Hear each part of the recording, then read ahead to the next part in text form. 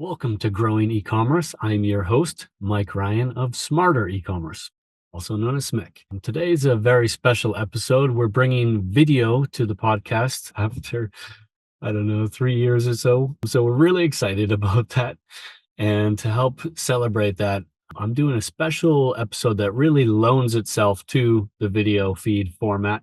I'm going to go into a lot of data and slides and charts here that walk you through a topic. I won't say it's near and dear to me. It's somehow close to me. I'm going to talk to you about Temu, however you want to say it, this massive Chinese marketplace that is completely disrupting the e-commerce world, or trying to, through the use of digital ads. So we're going to look at Temu's astonishing rise in terms of ads and throw in a few plot twists in there as well that I think you'll find pretty exciting. All right, let's get into it. So we're going to kick this off with some context around Temu. This is something that I call the weather event. I'm going to explain that. In any digital advertising ecosystem, or lots of ecosystems, this is, or you could almost call them climates. We are dealing with incredibly complex environments. Just let's take Google Ads or Meta. There are so many things going into these systems. There's demand, consumer demand, changes in that related to macro forces like inflation, like interest rates, whatever the case might be. There are the actions of all these tons and tons of competitors. There are changes to the platform technology.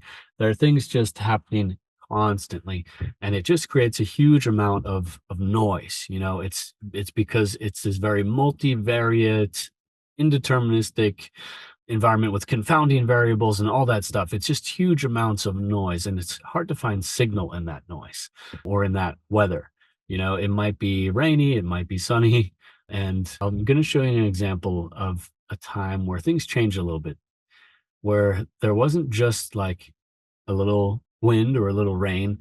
There was a major weather event. There was like a storm in a digital advertising ecosystem. And we'll bring this around to Temu in time. But first, I want to show you something that happened during the pandemic. This is some really interesting data from 2020 through 2022. And it's showing three different metrics here.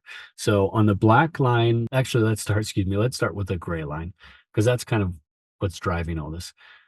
There's an interesting metric from Oxford University called COVID stringency, and that was a measurement that Oxford created to explain how strict lockdowns were. So as that number goes up on the gray line, that means that lockdowns are getting more intense.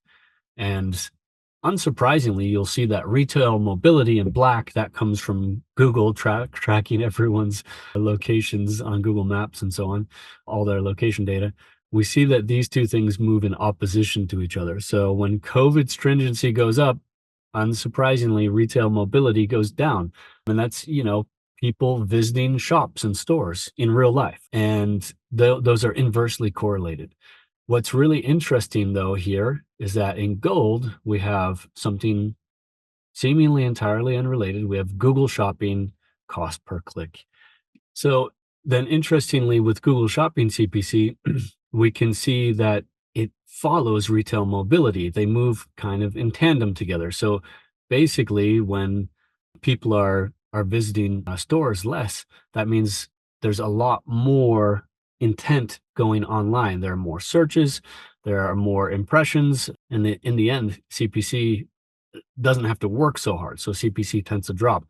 When people are going back into stores, there's more competition for the demand, or there's a steady amount of competition for the demand that is going elsewhere. So suddenly CPC start rising again.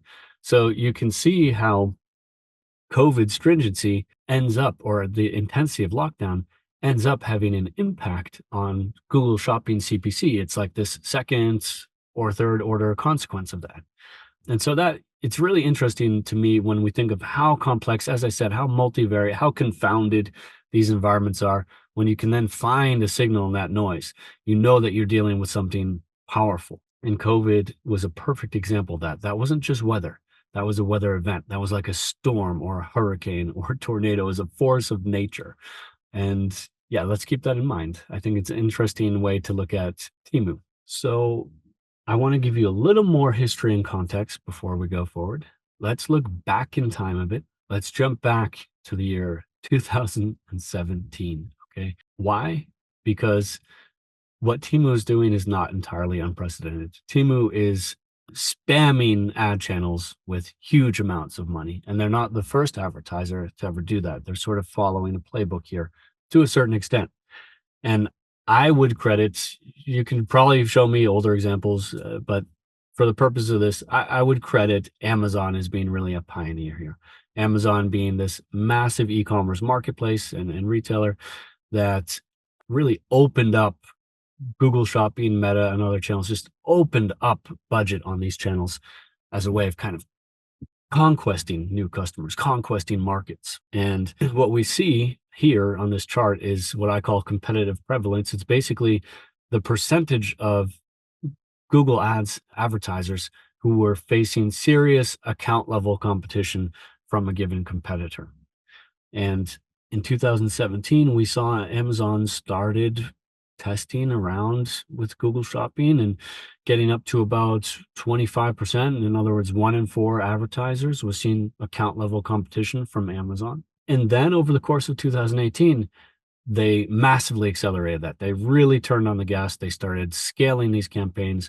They have tons of products to advertise, tons of sellers, and they just started pouring money into the system. And pretty soon, 3 out of 4 advertisers were facing serious account level competition from Amazon.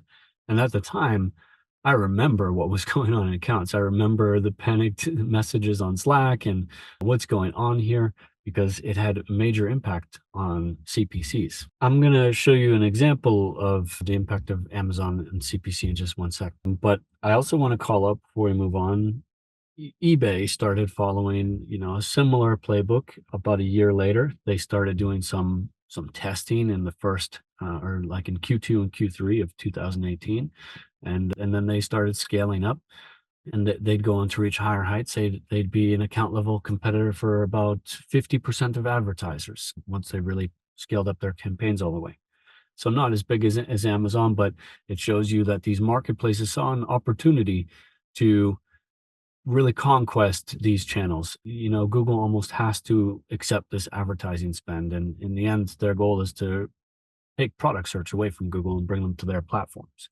This is, again, related to the pandemic. So there's a lot going on here, but it's interesting.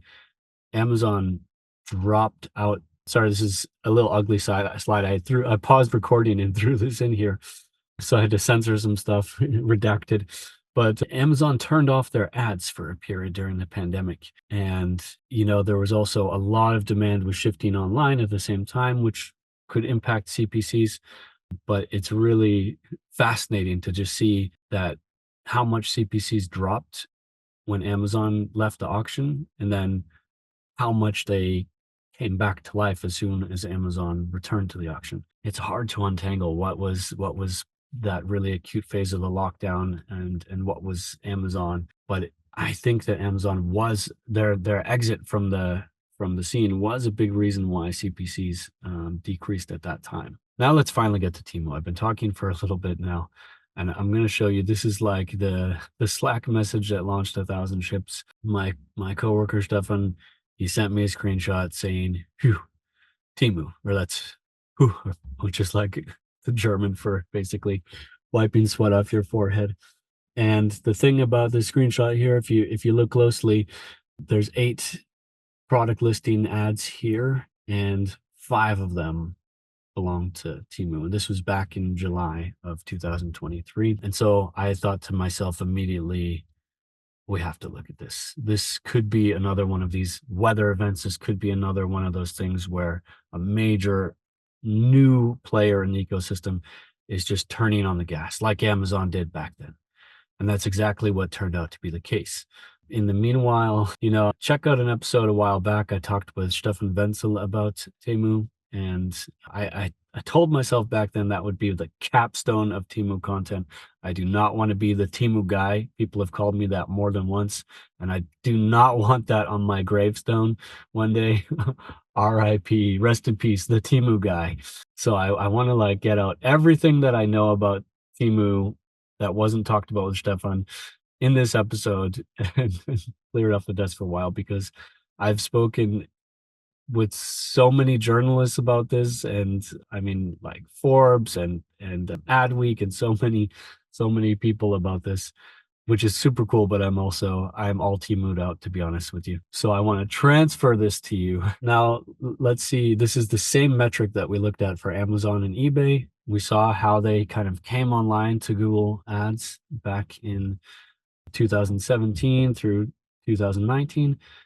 And this is the first look that I had at Temu after Stefan sent me that screenshot where Temu was dominating 5 out of 8 PLA units in there in Google Shopping. And what I saw was that there was all of a sudden, within the course of a month, basically, there was a new eBay-sized advertiser here in Europe. They've been in the US already at that point, and that's shocking because it took over a year for eBay to scale to that size, and Temu just flipped on a switch. I had never seen anything quite like this. So yeah, Temu within a period of really weeks was suddenly competing with nearly 50% of advertisers. And actually, it's possible that they took some share from eBay there. It looks kind of like eBay took a bit of a dip. I ran the same analysis then a few months later, or a couple months later, and we basically see that within the course of 6 months, we weren't dealing with an eBay-sized advertiser anymore. We were now dealing with an Amazon-sized advertiser. And I'm not talking about the size of their overall business compared to each other. I'm talking about the level of competition that they're bringing into Google Ads, or they're competing at this point.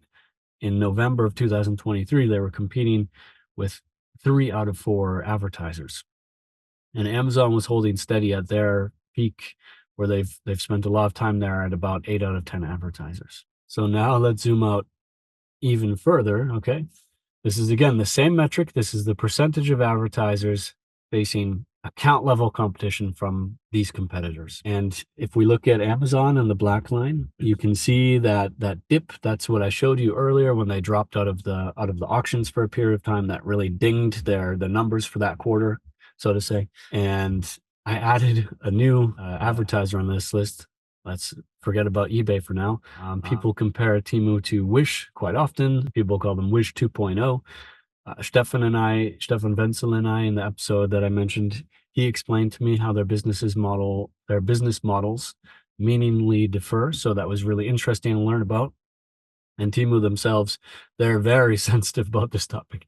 They do not like to be compared to Wish. If you want to end up on the naughty list with Temu's corporate communications people like me, then just compare them to Wish in public. But anyway, we can see, let's look at what Wish did, okay? They spent about all of 2019 testing the channel, seeing how they could scale up. And then, over the course of about 9 months in 2020, they massively scaled up and they reached that level of Amazon. And this is the closest thing I've ever seen to what Temu is doing. And they kind of kissed that level where Amazon was. And then the whole thing fell apart. It was a house of cards, whatever. It just all imploded. And you can practically watch their budget just departing the channel, just pouring out of the channel again. They shrank just as fast as they grew. And where this picture went through 2024 with Temu, through 2023 with Temu, left off at a very intriguing point. They rose in a almost completely vertical line. They had no testing period whatsoever. They did everything that Wish did, but faster. And they reached Amazon at an even higher and more competitive level where Amazon exists now than they were back in 2020. But you can see that vertical ascent, it's starting to tail a little bit. Something's happening there. We'll find out more in a bit. I want to show you one more thing before we get there, though. It's hard to, remember, okay, what was Amazon doing in 2017 and then eBay in 2018 and then Wish in 2020 and Temu in 2023. So I've simplified that and I've put them all on a chart together. This is the percentage of advertisers that they were competing against in Google in their first year of life, so to say, on that channel. And so you can see, that Wish didn't do a lot in their first year. eBay was up to, 30 to 40% of advertisers. Amazon, not even in their first year. And then there's Temu. In their first year of life, no one reached had this kind of speed, this aggression on the channel. We've never seen it before. So actually, I feel pretty comfortable in saying that this is unprecedented. And by the way, if there are meta watchers waiting, I probably should have thrown this in the intro. We'll get to meta. Don't you worry. We'll get to meta. So I've got the first twist here, a little plot twist. I'm not such a great storyteller, but I promise that I do. I throw in one or two little juicy bits here. I've been telling you how fast Temu rose to power here, how astonishing and unprecedented this has been. But it's not all that simple. Like if we compare that's just how prevalent they are in the auctions. That's how widespread they are.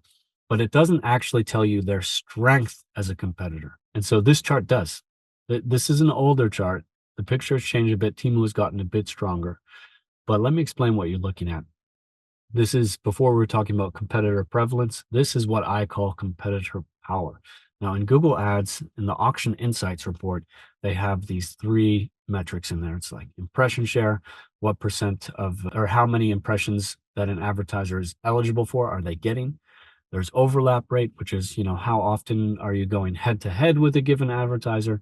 And then there's outranking share, which is how often are you outranking or are you being outranked by a given competitor? And so competitor power, all it does is it's kind of, again, hard to hold those three metrics all in your mind and stuff. So it takes the average of them to produce sort of a single picture of how robust a given competitor is. And then what we're looking at here is based on hundreds of accounts. I'm not sure actually the sample size on this, but several hundred accounts in Google Ads where each of these is a little mini box plot. Basically, the box is showing us where 50% of the data lies, and then the handles are showing us the lower and upper bounds.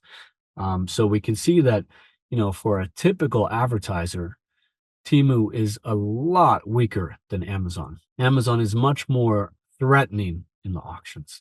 So yes, Temu is everywhere and super annoying, but they're not necessarily in a better position than you. They're not necessarily their impression share is very low, which is interesting. You have to remember, in Google Shopping, it's a little different than in, say, Google Search. The main things that determine your impression share are going to be how much budget you have available, how aggressive are your bids.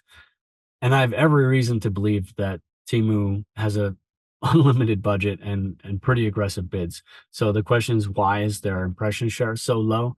And the other thing that comes into effect there is also this can fluctuate based on the number of products that you have available, because having more products available will make you eligible for more impressions and stuff. And I assume they have a lot of products that are not getting impressions at all. They've got so many sellers and their stuff is weird. I don't think that there's search volume or demand for a lot of the stuff that they're selling. And I think that's a factor about why their impression share is so low. I want to show you one other view here. And again, this twist, by the way, is that Temu, in case I didn't set the stage quite correctly, Temu is everywhere, but they're not quite as strong as you might imagine. And there's some changes happening. This data, anyone can get this exact data. Anyone who has a Google Merchant Center, as long as you have products targeting a given category and country, then you can see who are the top advertisers for that category and country combination. And so I've just pulled together the top 5 advertisers for the UK for the top 5 categories. And Temu is strangely absent from here. They're in the number 2 spot in apparel and accessories and the number 4 spot over in home and garden, but they're strangely absent here. And that's something that's different, because if you would have looked in Q4 of 2023, they would be in the top 3 for a lot of these charts, but they've been slipping. And, this is just a stack rank of how many paid impressions these advertisers are getting. So where we left off before, we had mentioned that that Wish reached that kind of parity with Amazon, and then everything went downhill. And it was very tantalizing in Q4 of 2023. Temu was hitting that point with Amazon once again, much as Wish did before them. And then in Q1, sure enough, we saw them starting to retreat. We saw them starting to back off a bit. And so that's really interesting. And at the time of recording, actually, I've got newer data and we'll talk about that. I don't think that Temu is going to implode the way that Wish did, not yet, at least. I think they've got more runway and they've got kind of more of a real business model. They've got the deep financing from Pinduoduo or PDD, as we've talked about in the past on this podcast. So I don't think they're going to implode, but something happened here and I'm not sure what. Let's look in a little more detail. Okay. This is the same data. It's amount of advertisers facing competition. I think it's a great proxy for spend budget. But what I've done here is taken a daily view over the course of Q1 2024. And the dotted line there shows that was the peak. That was as strong as Temu ever got. They were getting to that 80% mark, 8 out of 10 advertisers in late December of 2023 and early January of 2024. And then you get to see the difference about how and when they lost some of that power. So what we see happening here is that in January, Temu just started trending down. They were showing clear signs of softness. And I was watching this in some combination of like horror and delight, like what's going on here? Is Temu going to explode? And, I started checking this out basically weekly. I was writing this report like weekly for the quarter, just wondering what's going to happen next. And they reached a low point. This is a significant reduction. They lost quarters worth of progress in the course of a month in Q1. And they hit that bottom right around the time of the Super Bowl. And I thought, okay, well, this doesn't prove anything. Maybe they're just like reducing spend a little bit so that, I don't know, they can see the lift effect from the Super Bowl ads more, or I don't know, Super Bowl's not a big deal here in Europe, but it is just hard to say. And then they started kind of gaining a little bit of ground back through the rest of February. And, so they dropped from like 8 out of 10 advertisers to 6 out of 10. They come up back to 7 out of 10 advertisers. But then they started getting soft again and they went right back down to that 60% line again in March. And there was no Super Bowl in March. So I don't know what was going on here in this quarter. But Temu did, from what I can tell, it's, we can't translate this into dollars or of investment, but they made a significant decrease in their investment. And there's different ways that could happen. They could just say, hey, we're spending less money. Or they could put an efficiency floor on that, ends up by default spending less money because they're demanding more of their spend. They could have stopped advertising some products or some sellers. I don't know, but it's hard to say. But they definitely were soft in Q1.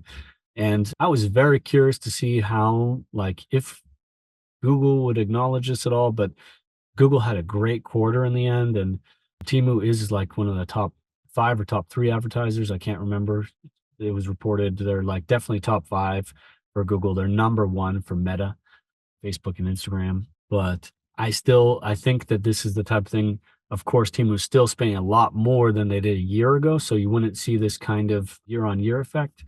But it could worsen quarter over quarter performance, this kind of a thing. I think one or both of the platforms, I can't remember, they had said they will not be issuing any forward-looking guidance on like Chinese e-commerce spends. And I think this kind of volatility shows you why they wouldn't issue forward-looking guidance on that, because it's too unpredictable. All right, I promised you Meta earlier, right? We're finally going to get to Meta. So we have a totally different metric available for Meta. With Google, we've been looking a lot so far at I hope you're not sick of that metric, but at the percentage of advertisers facing competition. And in Meta, we're looking here at the number of active ads from Temu. And you can get that from the Meta ads library. You can find this out. And I just think this is super interesting because first off, that Google data is mostly European, as you might have noticed in the chart headlines. And this Meta data is actually US. So these are 2 different geographies, two different ad platforms. But what's interesting is that they they broadly correlate. And it was also kind of a soft quarter on Meta for Temu. What's also really interesting about this is like you can do this in your mind. I should have prepared an extra chart for this, but if you take that Meta activity in blue there and you mentally shift it to the right a bit, you'll see that it lines up even a lot better with the Google data. I guess, Meta is doing some demand gen as it classically would, and Google's doing some demand capture as it classically would. And so I think partly what happens on Google, it's downstream of what's occurring on Meta. So there's a lag effect here. There's an extent, maybe, to which what happens on Meta is steering what's happening on Google. But, they also had that February dip. They also had a March dip. They had the kind of little rally in between. And it's very interesting. Where this story left off in the end of March at Q1, Temu was very weak on Meta. And I'll compare them to some peers later on so you can understand. But this gets, to me, super interesting because I'm bringing in a third proxy to look at how Temu is doing, and that's their app rank. And so here's, again, the same Google data. And instead of Meta, we're comparing it to rank. And just to be clear, this is European Google Shopping data. So I've also taken European app rank data from Sensor Tower, and I've taken the average of like the top 5 markets, like UK, Germany, Italy, France, Spain, and these things correlate extremely well. It's like a 0.8 correlation, which is, it depends what discipline you're in. If you're in social sciences, that's through the roof. If you're, in hard sciences and stuff, it might not pass muster, but it's a correlation.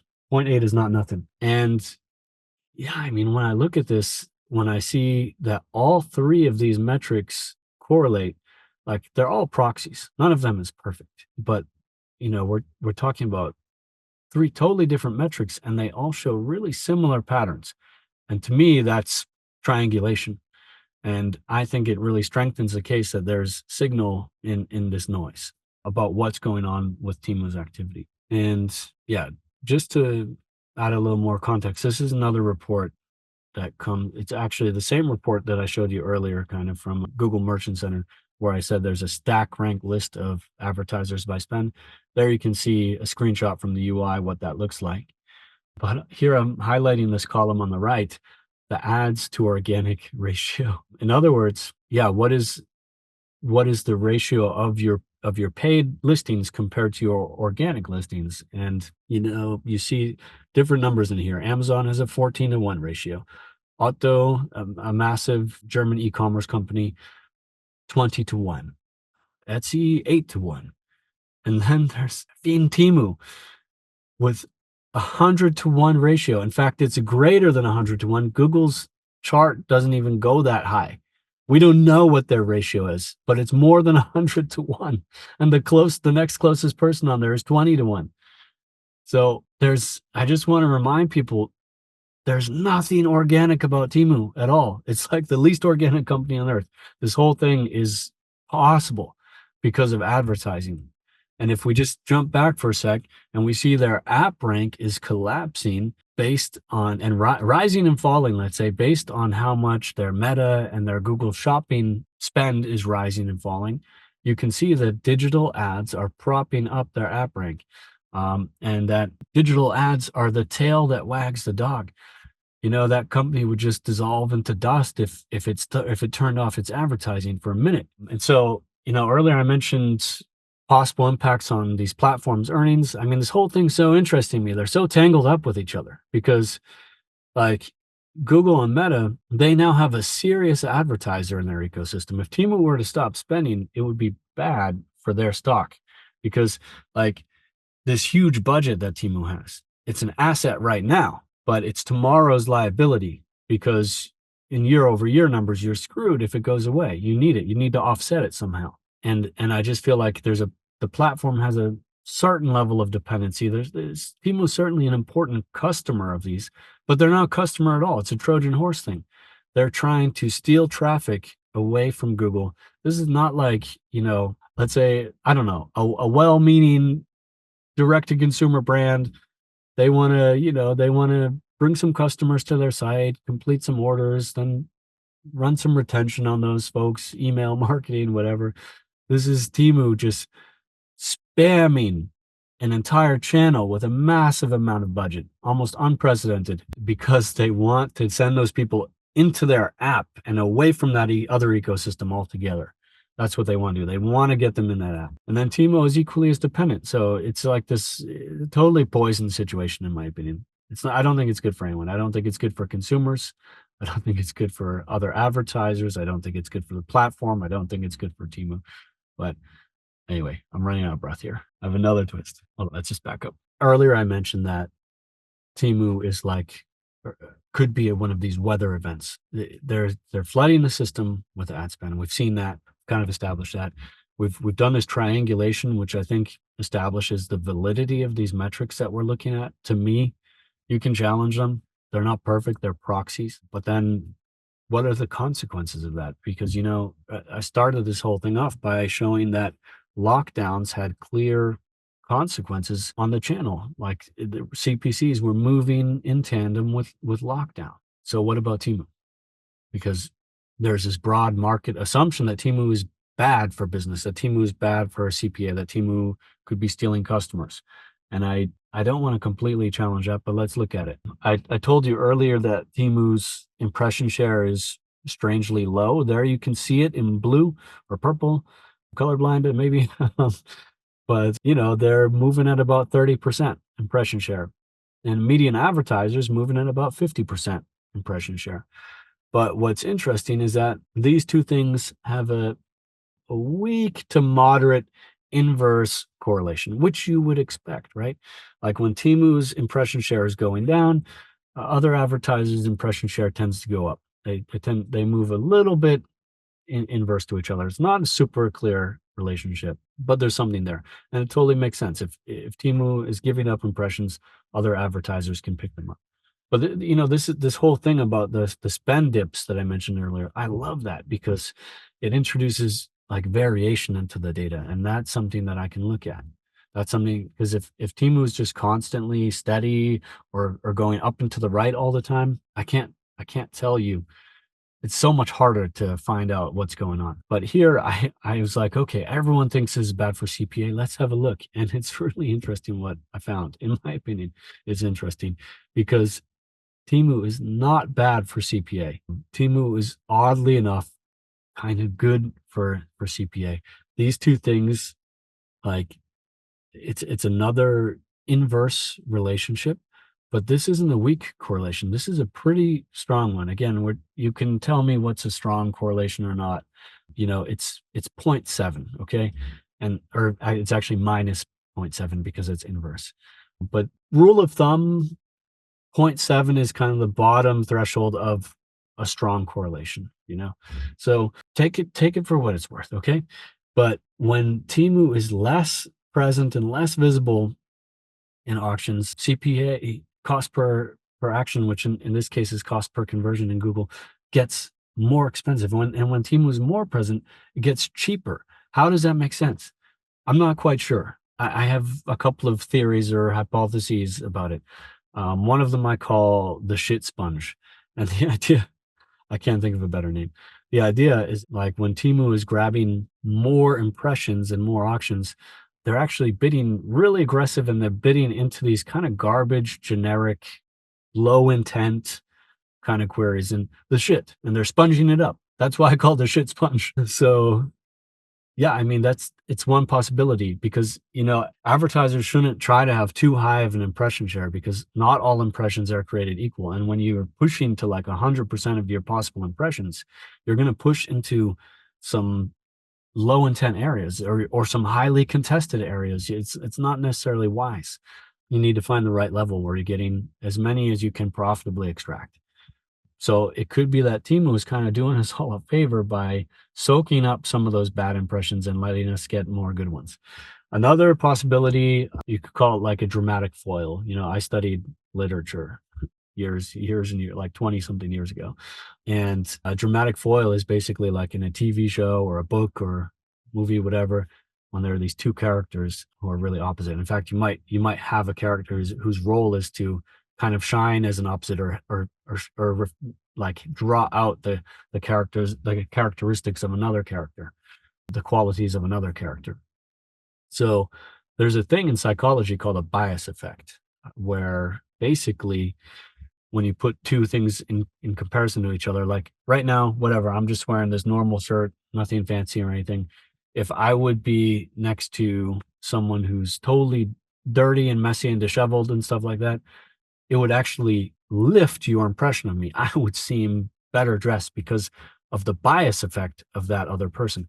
If I'd be standing next to someone in a super nice suit or dress or whatever, somebody really well put together, taken care of, it could lower your impression of me due to this bias effect. And I wonder if Temu, everyone says, oh, their prices are so low, it must be great for click-through rate and stuff like that, for their click-through rate, and bad for everyone else. But what if Temu actually has like this bias effect and makes your ad stand out more? And actually, I decomposed CPA here to find out what was going on. And the data suggests that could be what's happening, because the area that improves the most when Temu is in the auction, if you're facing Temu a lot, your CTR benefits, and your conversion rate will also, there's a weak relationship, but there's like a strong correlation with your CTR.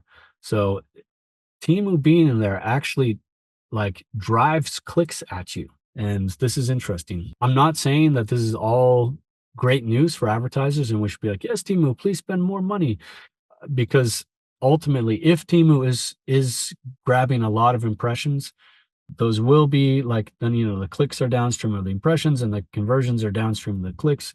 So they could harm overall volume, but they're not bad for efficiency. They could be bad for volume though. And that's very important to note. The third and final twist, and I'll let you go. And then I'm not talking about Temu anymore for as long as I possibly can. Hold me to it, because I've made that promise before, and then I started effing talking about Temu again. Oh yeah. So here's where we left off the story. Meta was down there, like Temu, their advertising on Meta was down there at a very low level for Temu standards. Okay. Everything's by Temu standards on this episode. That's where we left off in the second half of March. And then this happened. That's the third twist. This is the same chart, but extended through the first couple weeks of April. And Temu started piling on thousands of ads day after day after day. And actually, I've seen them, even the more updated version of this chart, and they peaked in April at 21,000 active ads. So they just kept ramping until April 16th when they hit 21,000 active ads. And they've started coming back down to earth a bit. But, here I am saying Temu had a soft quarter, Temu spent less, their app rank was dipping. I don't know what their strategies, I don't know what they're doing or why. They're all over the map. If you compare them to any other, look at them compared to Shein here, look at them compared to Amazon here. They're not acting like other advertisers do. That's all that I can tell you at this point. Those other advertisers are way more consistent. They have a much lower number of active ads running at a time. Temu fell below them at a certain point. And that's why I was saying, I'm ringing the bell. Guys, this is not normal. Hello, this is not normal, because Temu's usually way up here, and they dip below their peers. But then, they did the most Temu thing ever, and they just like, okay, yeah, let's just turn on 21,000 active ads. So where the story goes from here is anyone's guess. I'm going to try not to talk about it for a while. I mean, I enjoy it and stuff, and I hope you enjoy this episode. I don't want you to get a wrong idea, but I've been Temu watching for the better part of a year now, and I need a little Temucation at this point. But yeah, that's everything I've got for you today. I hope this was informative. I think this is like a view on the situation that you can't get anywhere else. I think it's a more comprehensive view than you've probably seen anywhere. I know it's Google heavy, but I wanted to show you some metadata too. And yeah, thanks for listening to the podcast. I hope you enjoy the video format as well. Don't forget to give us a review on podcast platforms. Give us a like on YouTube. Really appreciate it. And yeah, thanks for listening. Smarter Ecommerce is the producer of this podcast. You can learn more at smarter-ecommerce.com.